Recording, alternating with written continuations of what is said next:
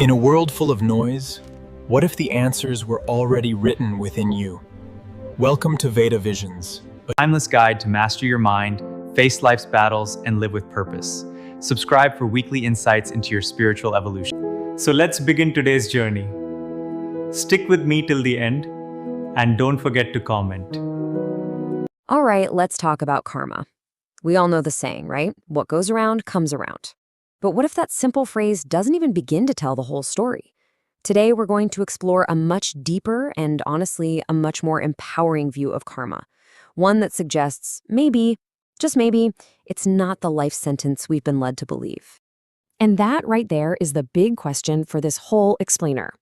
You know, the popular idea of karma can feel so fatalistic, like we're just locked into this cosmic vending machine of reward and punishment with no way out. But what if that's a huge misunderstanding? What if you have a lot more control than you realize? So before we can really unpack the full picture, let's start with what we all know. Let's establish a baseline, the version of karma that's kind of become part of our everyday language. Exactly. This is the common take. You do good, you get good. You do bad, you get bad. It's seen as this unbreakable, totally automatic system of cosmic justice. But ancient texts, and specifically the Bhagavad-gītā, suggest this view is really only scratching the surface. To get to the core of this, we need a bigger framework. The Bhagavad-gītā actually lays out this incredible map of reality, and it's built on 5 fundamental truths. These truths explain the whole system that karma operates within, and understanding them is the key to unlocking what it's really all about. Yeah, you can think of these 5 truths as the essential building blocks of our entire existence. They explain who we are, where we are, what's in control, and all the forces that govern everything. And here they are. First, you've got īśvara, the supreme controller. Then the jīva, that's us, the individual soul. We exist within prakṛti, which is material nature, and this is all happening under kāla, or eternal time. And then finally, there's karma, which is basically just our activity within this whole system. Okay, now this is where things get really, really interesting. We have these 5 components of reality, but they are not all created equal. 4 of them are permanent fixtures, but one of them is fundamentally different. This quote from the source material is the core revelation here. Let it sink in. While the supreme controller, the soul, nature, and time are all permanent parts of reality, karma, our actions and the results, is explicitly described as not eternal. That one little detail changes everything. So let's just lock that in. 4 of these fundamental truths, the controller, the soul, nature, and time, are permanent. They're the unchanging stage where our entire existence plays out. And then you've got the one variable in the entire equation, karma. It's the only element that's temporary, the only one that's changeable. This idea completely reframes its power over us. So the immediate question is, why isn't it permanent? How does that work? Well, the sources give us several clear paths. We're told that karmic results can literally be changed just by perfecting our knowledge of how this whole system works. By purifying our consciousness, we can actually alter the reactions to things we've done in the past. Even cooler, certain activities, like devotional service or bhakti, don't create any binding reactions in the first place. And finally, through surrender, the Supreme Lord can personally step in and just wipe the slate clean. So this brings us to the practical side of things. I mean, knowing karma can be changed is one thing, but how do we actually do it? Well, the source material lays out a very clear path to get there. This is the natural next question, right? It's the so what moment. If we're not just stuck with our karmic fate, what's the alternative? What does that journey actually look like? So here's the roadmap. It starts with purifying our consciousness, basically shifting from acting like we're the lord of our own little world to acting in harmony with the supreme will. Next up, we have to detach from the idea that we are our material bodies, and instead identify with who we really are, the eternal soul.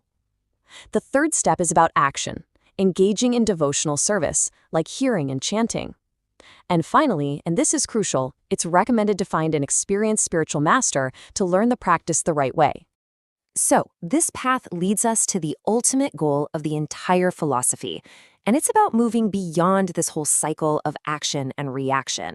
It's way more profound than just trying to rack up some good karma points. So the main takeaway here isn't about gaming the system to get more good karma than bad. It's about a complete paradigm shift. It's about changing our very understanding of who we are and what our purpose is, which allows us to step outside the whole system altogether. This table here clarifies our position perfectly. As the jīva, the individual soul, we're conscious of our one body. Our awareness can get, well, contaminated by material nature. And crucially, we often mistakenly act like we're the enjoyer of it all. In contrast, īśvara, the Supreme Lord, is conscious of all bodies, is never affected by material nature, and is described as the only true enjoyer. And understanding that difference leads to this massive realization. Our proper role isn't to be the Lord and enjoyer, but to be a cooperator.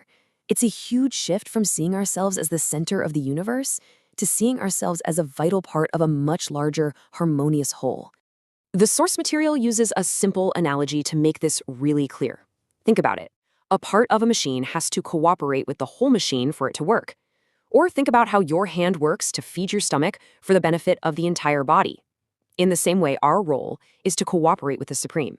And it's in that cooperation that we can find true satisfaction and finally transcend that frustrating cycle of karma. And so we end with a final question to think about. If acting for ourselves as the enjoyer is what binds us to this cycle of action and reaction, then what does it mean to act in true freedom? Perhaps, as this philosophy suggests, real freedom is found not in being the center of everything, but in finding our perfect place within it.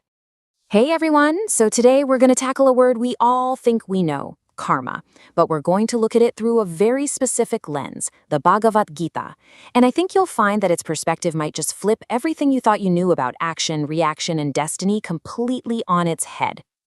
You've heard this a million times, right? As you sow, so shall you reap. It's basically the pop culture summary of karma. You know, this idea of a cosmic balancing act, an inescapable kind of mechanical law. You do good, good comes back. You do bad, well, you get the picture. It feels so rigid, so absolute, and honestly, a little bit scary. But what if that's not the whole story? What if karma isn't this permanent, unbreakable law? What if it's more like a temporary condition, a state of being? And if it's temporary, well, that raises a huge question. Could you do something today that could totally change the harvest from seeds you planted yesterday, or even in a past life? Okay, and this right here is the idea that really turns everything we think we know about karma upside down. The Bhagavad-gītā breaks down reality into 5 fundamental truths. Now get this, 4 of them are eternal. They're the permanent stage of existence.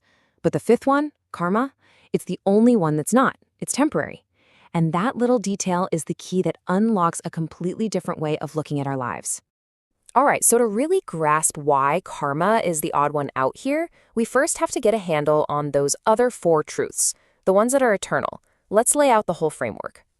So the Gita gives us these 5 pillars of reality. First, you have īśvara, which is the supreme controller. Then there's jīva, that's us, the individual living soul. Next up is prakṛti, or material nature, the stuff everything is made of. Then you have kāla, which is eternal time. And last but not least, karma, which really just means our actions and their consequences. And this is where it gets really interesting. Look at this. The controller, us, the soul, nature and time, those are presented as the eternal, unchanging fabric of reality. You can think of them as the stage and the main actors in this cosmic drama. But karma, our actions and what comes from them, that's the script. And here's the thing. It's the only part that's not eternal. It's the one thing that can be rewritten, changed, or even finished entirely.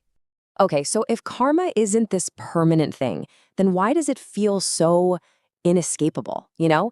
Why do we feel so bound by it? Well, the Gita points to one specific culprit, our consciousness. This concept is really the root of the whole issue. We tend to operate from what's called a contaminated consciousness. Basically, it's a state of false ego. It's that little voice inside that says, I am this body. I'm the one in charge. I am the enjoyer of all my experiences. We put ourselves at the very center of the universe, thinking we're the masters of our own destiny, a product of nature. It's this mindset that ties every single thing we do to a karmic reaction. And this comparison here really drives the point home. Look at the jīva, that's us, right? Our awareness is limited to just our own body. We're obviously not supremely conscious, and man, are we ever influenced by material nature. But now look at īśvara, the supreme, awareness of all bodies, supreme consciousness, and is never touched or affected by material nature. See the difference? Our consciousness is limited and conditioned, and that's precisely why we're stuck in the loop of karma. But this also shows us the way out.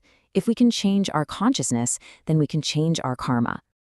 And that brings us to what is honestly the most empowering part of this whole thing. Because if karma is just temporary, and if it's all tied to our consciousness, well then there has to be a way to change it.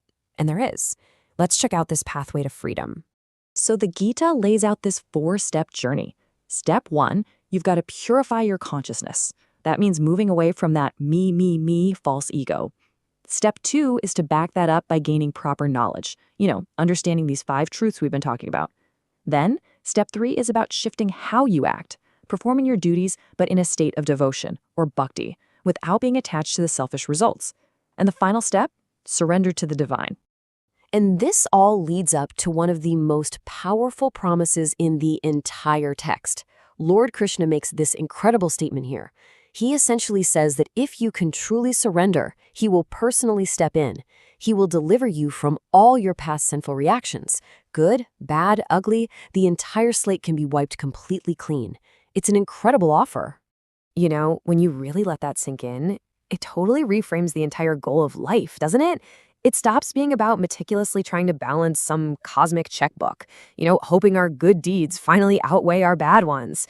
It's about something way, way deeper. So if there's one thing to take away from all this, it's this. Karma is not some fixed, unchangeable destiny. It's a temporary condition, and it's based entirely on your state of consciousness. And like any condition, it can be influenced, it can be changed, and it can ultimately be transcended. The real goal isn't just to rack up good karma points. The real goal is to get free from the whole cycle of action and reaction for good. And that leaves us with one last big question to think about. If our actions don't have to chain us to a specific destiny, then what is their real purpose? What are we really doing here? Something to chew on. Thanks for digging into this with me.